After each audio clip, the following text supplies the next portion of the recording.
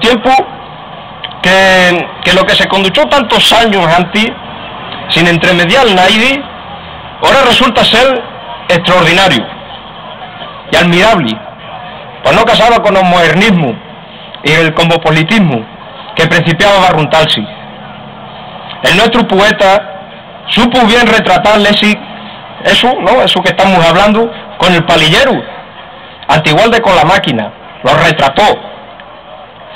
Así, con dozura y presteza, rimó nacencias con muerte, cielo con tierra, familia con amigos, pueblo con capital, sentimiento con fachenda, como quien tiene uñas para ambas dos cosas, porque entre ellas se crió.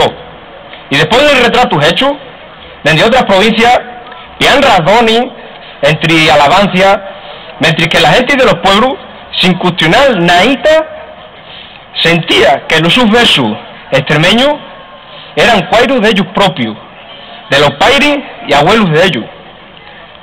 José María Segido Virgilio, sin quererlo.